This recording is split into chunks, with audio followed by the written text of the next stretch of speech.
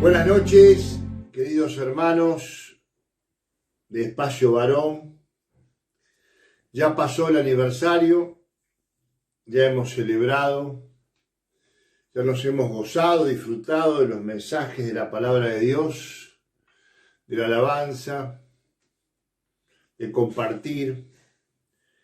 Y entre las cosas que pudimos mostrar con sano orgullo espiritual fue el crecimiento de nuestro espacio. Más de 68 fotos de distintos hermanos que habitualmente escuchamos, hacemos deberes, nos oramos los unos por los otros, nos comunicamos. Han transcurrido en ese video que pasamos como uno de los ministerios, uno de los tantos ministerios que tiene la iglesia local. Es cierto que hubo hermanos con más protagonismo que otros, aquellos que hablaron y comentaron qué significaba Espacio Varón. Por supuesto que la canción lema también estuvo presente y por supuesto que estuvo la imagen de nuestro recordado Oscar, como cierre, como epílogo. Nunca lo olvidaremos, nunca lo olvidaremos. Gracias a Dios, hoy podemos decir que Rodolfo ha sido dado de alta. A él se le suministró una dosis de plasma que le hizo bien, reaccionó bien. También Ramona y Eliana están mejor. Estamos orando mucho por Bianca, la hija de Pea, que tuvo un episodio neurológico. Oramos mucho por ella, mucho por ella. Damos gracias a Dios por Sergio. Esperemos que se pueda curar de lo que los médicos le diagnosticaron como una infección respiratoria, creo que era bronquitis. Está tomando sus antibióticos, así que hermanos, más o menos estamos todos en órbita, ¿no?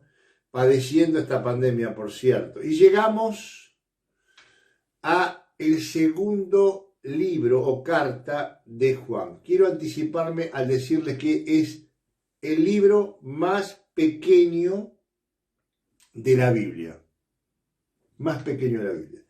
Yo le puse un título porque con el devenir de los jueves vamos a encontrarnos con el tema, con la esencia de la segunda carta de Juan. Y el tema es así: la verdad sin amor es descortesía, o como dice algún autor, brutalidad, y el amor sin verdad es hipocresía o falsedad. Con el correr de los versículos vamos a ir viendo a qué se refería Juan. Nos anticipamos a decir que en la primera carta Juan puso énfasis en el amor, pero en esta segunda carta, aunque es pequeña, muy sustanciosa, puso énfasis en la verdad, y ya vamos a ver por qué. Es una breve nota, una correspondencia privada, personal, de muy pocos versículos. Te iba a preguntar cuántos capítulos tiene segunda Juan, pero ya lo quemé al chiste, Solamente algunos versículos, no te voy a decir cuántos, míralo vos. Esta carta nos muestra a Juan, además de apóstol y de anciano, como pastor de almas individuales.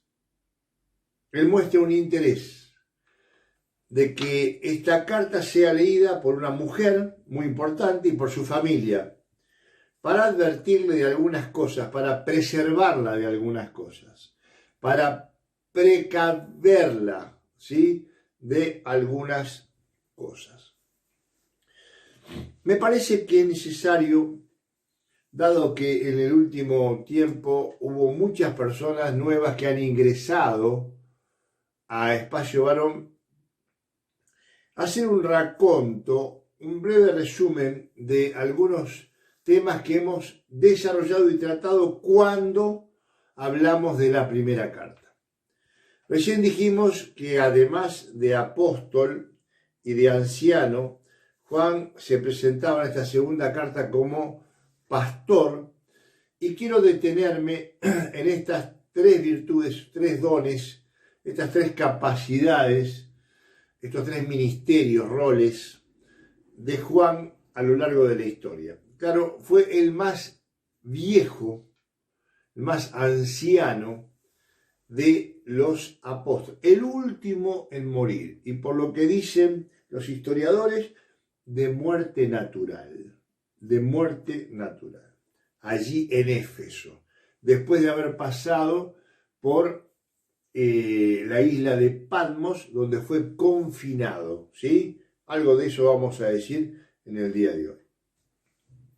Como apóstol, la historia de los apóstoles comenzó con la historia de los discípulos.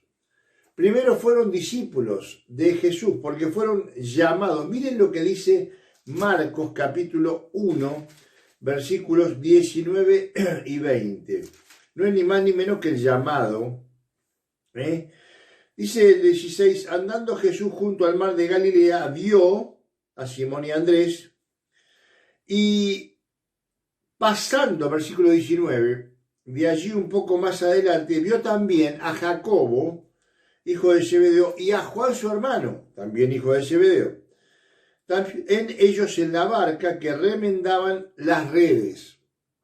Y luego los llamó, y dejando a su padre, Zebedeo, en la barca con los jornaleros, le siguieron. Un llamado muy significativo de dos hermanos que se querían entre sí, que cuando vieron pasar a Jesús y escucharon su llamado, dejaron a su padre y a su madre, Salomé, dejaron a su negocio,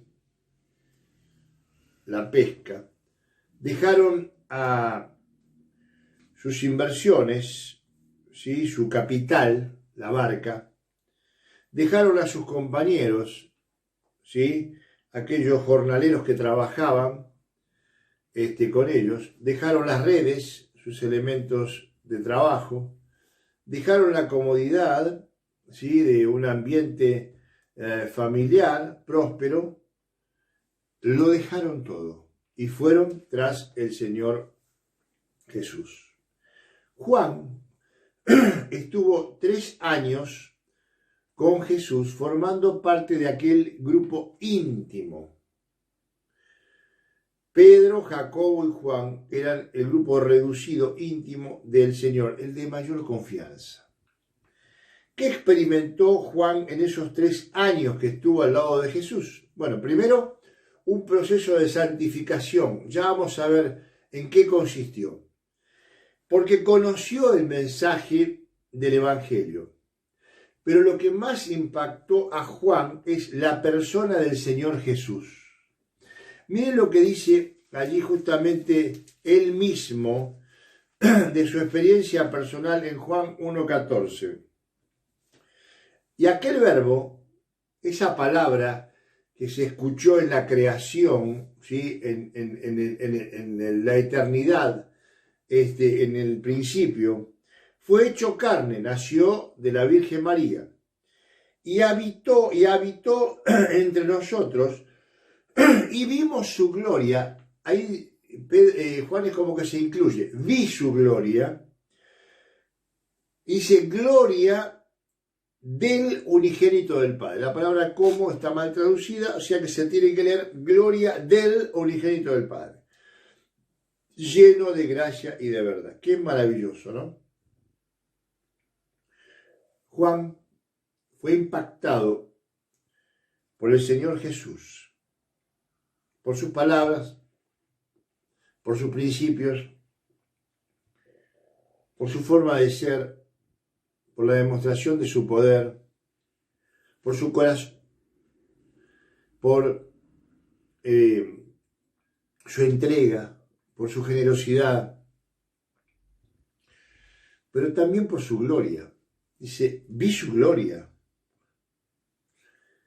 Me di cuenta que era el Hijo de Dios, el unigénito del Padre, el Mesías prometido, el Señor de señores. Qué maravilloso, ¿no? Que Juan pueda decir esto del Señor Jesús. Ahora, Juan tenía grietas en su personalidad. Juan tenía grietas en su carácter. Me llama mucho la atención que el Señor Jesús, cuando le llama, ya le conocía. A ver, no me llama la atención la omnisciencia del Señor Jesús, pero sí que ni bien los convoca, ya les puso el nombre. Vamos a leer la Biblia. Marcos 3:13. Después subió al monte el Señor Jesús y llamó para sí, los llamó a los que él quiso y vinieron a él. Y estableció a 12 discípulos, ¿sí? Apóstoles, seguidores de Cristo, personas de su círculo, allegados, amados, personas a las cuales iba a preparar. Y dice en el versículo 17, a Jacobo, hijo de Zebedeo, y a Juan, hermano de Jacobo, a quien es apellido Boanerges, esto es, hijo del trueno. Boanerges es una palabra aramea que entre otras cosas significa estruendo o ira. Con lo cual allí el Señor Jesús se anticipa, se ve que les conocía el perfil, ¿no? Se anticipa a decir que tanto Jacobo como Juan eran hijos del trueno, hijos del estruendo, hijos de la ira. ¡Wow! ¡Qué calificativo! ¡Qué nombre asignado! Uno se pregunta, ¿por qué el Señor dijo esto? Bueno, porque conocía los corazones, conocía el carácter, conocía la personalidad. Acompáñenme a Lucas 9. Hay 3 episodios en la vida de Juan, el apóstol, lo estamos viendo como apóstol, como discípulo, ¿sí? Hecho apóstol, seguidor de Cristo, que vivió con Cristo, que estuvo con Cristo y fue dotado de poderes especiales y capacidades especiales. Lucas capítulo 9, versículo 49, hay un episodio, ¿sí? Entonces, respondiendo Juan, dijo, maestro, hemos visto a uno que echaba fuera demonios en tu nombre. ¿Y sabéis una cosa? Se lo prohibimos, porque no sigue con nosotros. Evidentemente, Juan tomó una decisión personal, privada, singular, carente de el acompañamiento de Jesús. Demostró un carácter distinto, difícil. Se lo prohibimos. Una palabra muy usada, ¿no es cierto? En la actualidad, se lo prohibimos.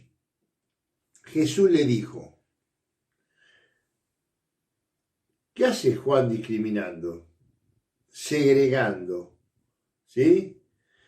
No se lo prohibáis, porque el que no es contra nosotros, por nosotros es. ¿Qué advierte el Señor en Juan? Un espíritu crítico, sectario, selectivo, muy violento. Se lo prohibimos, lo descartamos. Y el Señor le dice, no te apures, no te apures. Unos versículos después, nos dice la palabra de Dios que Jesús tiene que reprender a Jacobo y a Juan, los tiene que reprender. En los versículos que hemos leído, 49 y 50, le tiene que reprochar. No te apures, no prohíbas, Juan. Eso déjalo por mi cuenta. En los versículos 51 al 56 tiene que reprenderlos. Dice, cuando se cumplió el tiempo en que él había de ser recibido arriba, afirmó su rostro para ir a Jerusalén. O sea, se puso en la cabeza Jesús el objetivo de ir. Y envió mensajeros, dice el versículo 52, Lucas 9, 52, delante de los cuales fueron y entraron en una aldea de los samaritanos, acuérdense que había un problemita entre judíos y samaritanos, dice, para hacerles preparativos, algunas compras de insumos, de por ahí algún calzado, algún abrigo. Mas los samaritanos no le recibieron porque su aspecto era como de ir a Jerusalén. Claro, esta disputa social, étnica, vamos a llamarle así, implicaba o conllevaba la idea de no te ayudo, no te facilito las cosas, ni siquiera te vendo. Vas a Jerusalén, anda, no cuentes conmigo. Viendo esto, sus discípulos Jacobo y Juan estaba acá, dijeron, Señor, escuche, ¿quiere que mandemos que descienda fuego del cielo como hizo Elías y los consuma? Entonces volviéndose él los reprendió. Vosotros no sabéis de qué espíritu sois, porque el Hijo del Hombre no ha venido para perder las almas de los hombres, sino para salvarlas. Y se fueron a otra aldea, a comprar lo que tenían que comprar, sin pelear. El tercer episodio es el que encontramos en Mateo 20, 20 al 22, que involucra también a la madre. Ellos están frente al Señor Jesús y cuando escuchan que Él hace nuevamente un anuncio sobre su muerte, se le acercan, ¿sí?, a la madre, y se ve que la madre se le acercó a Jesús, Entonces se le acercó la madre de los hijos de Zebedeo con sus hijos, iban todos, postrándose ante él y pidiéndole algo. Hubo una asociación ahí, un poquitito ilícita. Y le dijo la madre, le dijo Jesús, ¿qué quieres a la madre? Ella le dijo, ordena, Señor, dispone, que en tu reino se sienten estos dos hijos míos, el uno a tu derecha y el otro a tu izquierda. Han dejado todo por ti. Son fieles discípulos, excelentes apóstoles, se lo merecen. El Señor Jesús le responde, no sabéis lo que pedís. Le dice a la madre y a los dos hijos, habla en plural, porque él se daba cuenta, el Señor Jesús, que ellos también consentían este pedido de la madre. Y realmente, esto provocó enojo, dice la Biblia en el versículo 24, cuando los 10 oyeron esto, se enojaron contra los dos hermanos.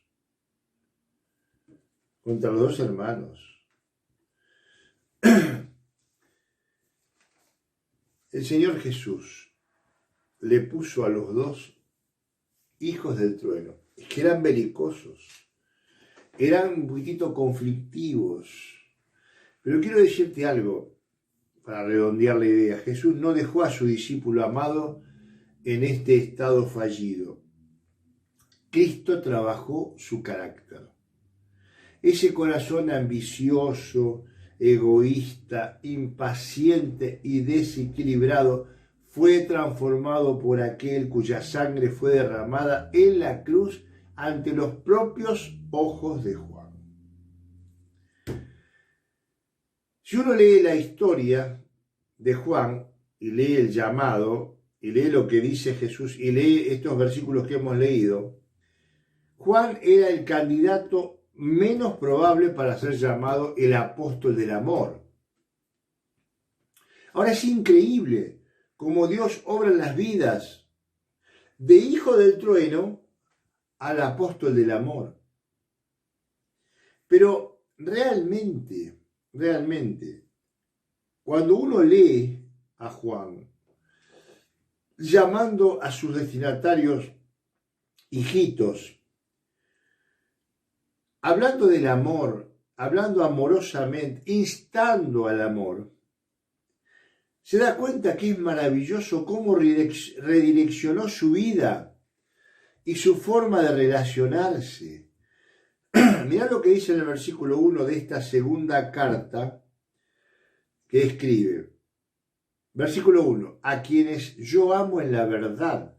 Indudablemente Juan dejó de ser aquel joven belicoso, hasta peligroso, ¿sí?, para convertirse en alguien que amaba de verdad. Quiero tener una reflexión, mirándote a los ojos y mirándome al espejo. A propósito, quiero preguntarte y quiero preguntarme, ¿cómo está tu carácter? ¿Cómo es hoy tu carácter? ¿Cómo es hoy mi carácter? ¿Cómo era antes de conocer a Cristo? ¿Se nota la diferencia? ¿Notan en mi ámbito familiar, en tu ámbito familiar, un cambio? ¿Tus parientes, vecinos, compañeros de trabajo se dan cuenta del obrar, de la influencia que ha tenido en tu vida el Espíritu Santo? ¿Somos humildes, perdonadores, misericordiosos? ¿Actuamos con renunciamiento? ¿Somos pacificadores? ¿Somos mansos? ¿Tenemos dominio propio? Se puede. Estuve en estos últimos 4 o 5 meses interactuando mucho con un joven que apareció el otro día en una de las fotos, de nombre David, igual que yo, nombre David.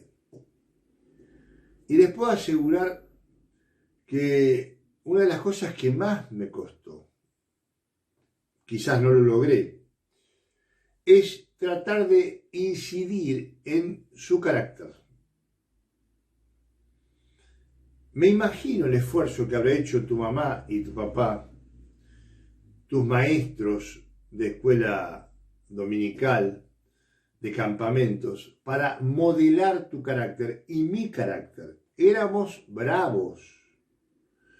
Uno mira a Juan y dice, Juan, el hijo del trueno. ¿Y vos?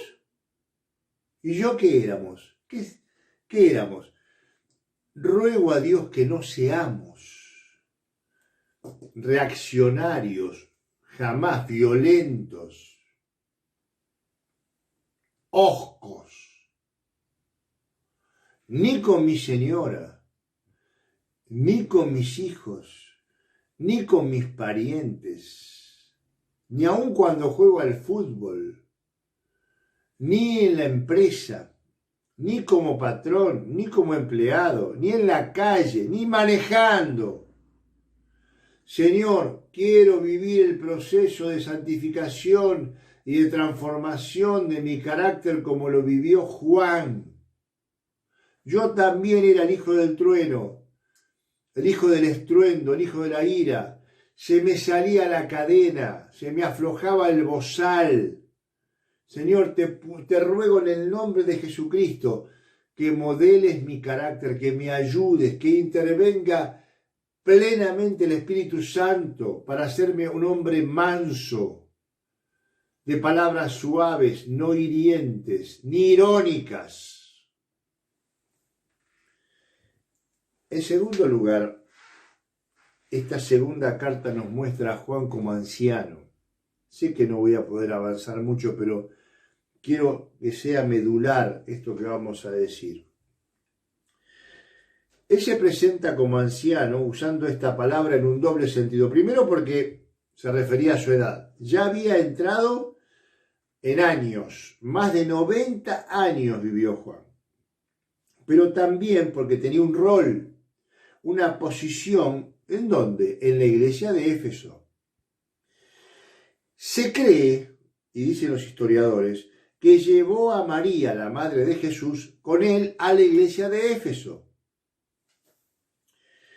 Juan, al igual que lo hace Pedro en su primera carta, capítulo 5, él podría decir, Juan, ruego a los ancianos que están entre vosotros, yo anciano también con ellos. Indudablemente, sus destinatarios, esta mujer y sus hijos, reconocían a Juan por su autoridad, el anciano Juan. A propósito, quiero hacer una reflexión. Desde que has recibido a Cristo, 1 año, 2 años, 10 años, 15 años, 20 años, ¿has crecido espiritualmente? ¿O solo has crecido en edad? Miren, yo quiero que sea un jueves reflexivo este. ¿Te fortaleciste con tu palabra o seguís comiendo papilla como cuando eras un bebé espiritual? Cuando hablas en el ámbito familiar, a tu señora, a tus hijos, en el ámbito laboral, ¿te toman en serio? ¿Tus palabras pesan? ¿O seguís siendo disperso, incongruente, confuso?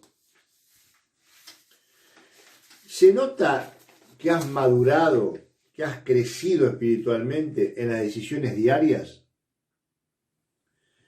¿Sos ejemplo de tus hijos? ¿Soy ejemplo de mis hijos?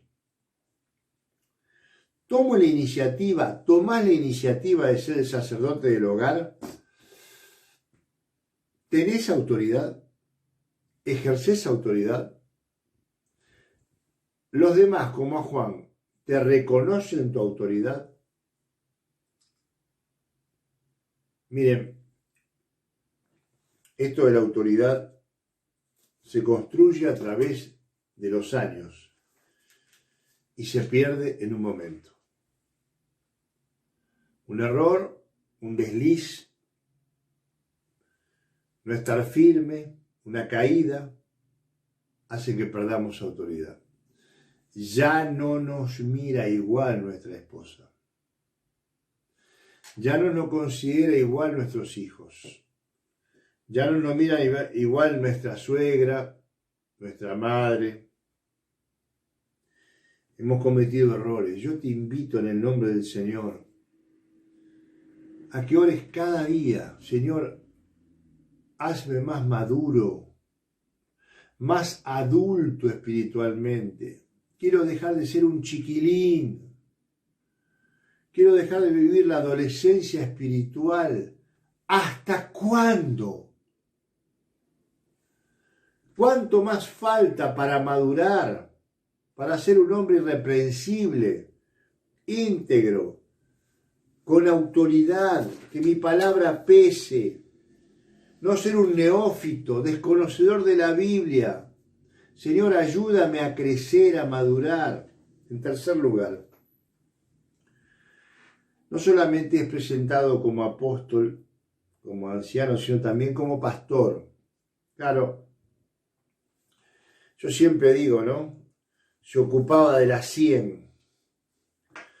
Allí en Lucas 15, versículo 4, Jesús hace una pregunta. ¿Qué hombre de ustedes, teniendo 100 ovejas, si pierde una de ellas, no deja las 99 en el desierto o en el redil y va tras la que se perdió hasta encontrarla? Versículo 5. Y cuando la encuentra, la pone sobre sus hombros gozoso.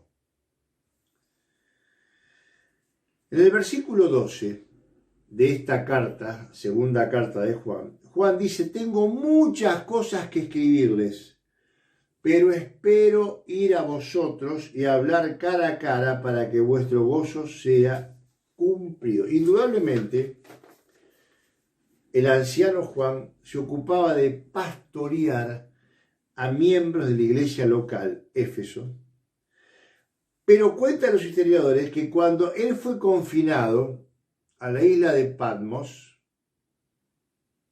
también pastoreó a todos los presos. Y también tenía largas charlas, ¿sí?, con ellos.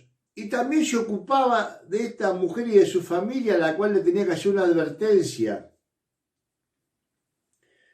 Jamás hablo de mis viajes, pero yo estuve en la isla de Patmos, allí en la zona cercana a Turquía. Es una isla al estilo Alcatraz. Nadie se puede ir de la isla, por eso estaban sin cadenas, sin grillos, porque era imposible escaparse. Contaba la guía que Juan, en esa isla, recibió la visión para escribir el Apocalipsis. La ventana al Egeo, la piedra partida, él cayendo desmayado, indicaba el lugar. Pero lo más importante es que todos los presos, después de algunos años, recibieron a Cristo como su Salvador. Juan se encargaba de salir a caminar, como lo hacía Sócrates, ¿sí?, con sus seguidores, pero para hablarle no de mitología, sino de Cristo, que no es ningún mito, se encargaba de acompañarles, formarlos, forjarlos, edificarlos, pastorearlos. ¿Qué es pastorear? Bueno, pastorear es cuidar, pastorear es alimentar, pastorear es guiar, dedicarse. ¡Qué bárbaro! Él lo hacía en la iglesia de Éfeso. Lo hizo antes, cuando estuvo confinado en la isla de Patmos. Pero también lo hacía escribiéndole a esta mujer, a la distancia, aunque nunca más fue a verla. Él se ocupaba. Tenía la virtud y la capacidad de extender ese pastorado de protección, prevención y advertencia a todos. A propósito, quizás termine con esto, no voy a poder avanzar en el tema de la verdad. En la iglesia local señalamos y reconocemos a 4 hermanos que son, decimos, pastores. Te pregunto, ¿solo ellos hacen la tarea pastoral? ¿Solamente ellos están abocados y son responsables de cuidar las 100 ovejas? ¿Qué pasa si te digo que en la iglesia somos mucho más que 100? ¿Sería humanamente posible de atender a todos? Quiero preguntarte algo, una noche llena de preguntas. ¿A quién estás pastoreando? ¿Quién te tiene como referente? ¿A quién llamás y asistís regularmente? ¿Acaso no hay mujeres que pastorean mujeres?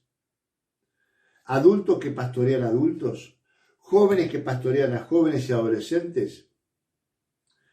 ¿De qué se tratan los discipulados? ¿Concluye con una mera lección o hay una interacción más profunda? ¿Qué es pastorear? ¿Qué es pastorear? Lo dijimos. Cuidar, dedicarse, guiar, alimentar. ¿Se necesita un título, Carlos? ¿Se necesita un reconocimiento público? ¿Se necesita hacer un curso teológico? No. La iglesia te necesita. Necesita que pastorees. Mirá, quizás tenés que pastorear a tu esposa, o a tus hijos, o a un pariente, o a un amigo, o a alguien que vos ves necesitado. No dan abasto los pastores. Por más dedicación, sensibilidad y deseos que tengan. La iglesia ha crecido mucho. cuando los viernes hacemos lo que damos en llamar ensanchando estacas y mostramos a través del saludo a hermanos, te puedo asegurar que para muchos, se llama, es el padre, es el hijo. En el video de Espacio Varón, te puedo asegurar que mucha gente dijo, se llama De Paul, se llama Darío, qué bien. Necesitamos una iglesia comprometida, que conozca a los hermanos. Necesitamos que cada uno se ocupe de alguien, que cada uno sea pastor de alguien, de cuidar, de alimentar, de enseñar, de preocuparse, porque es la única manera de multiplicarse. Que realmente Dios ponga en nuestro corazón, puede ser nuestra esposa, nuestros hijos, nuestros familiares, alguien necesitado, que necesita ayuda en un deber, no importa, un discipulado, pero que realmente tengamos en el foco, en la mira a alguien. Sinceramente hubiese deseado poder avanzar en el tema de la verdad y el amor, pero va a quedar para el jueves que viene, así que ahora les paso las placas con los deberes. En primer lugar, decime cuántos versículos tiene la segunda carta de Juan. Y de paso, léelos. Los contás y los lees. En segundo lugar, decime, ¿qué 3 roles o ministerios mencionamos que tenía Juan? En tercer lugar, ¿por qué el Señor le puso a Juan como apellido, como apelativo, Boanerges? ¿Qué significaba? Y decime, ¿qué 3 episodios constataron que este nombre, puesto anticipadamente por el Señor Jesús, era en base a los problemitas de carácter que tenía Juan? Allí tenés pasajes en Lucas y en Mateo, Lucas 9, Mateo 20, que lo avalan. Por último, hemos hecho una reflexión respecto de nuestro carácter, nuestro crecimiento o madurez espiritual y nuestra función pastoral en la iglesia. Te pregunto, y ponémelo con tus palabras, ¿cómo está tu carácter? ¿Realmente has vivido un proceso de santificación? ¿Dios ha moderado el mismo? En segundo lugar, contame cómo está tu madurez espiritual y tu crecimiento espiritual. Y en último lugar, por favor, decime si estás dispuesto realmente a hacerte cargo de cuidar, de alimentar a algún hermano de la iglesia. Que Dios te bendiga, nos vemos el jueves que viene.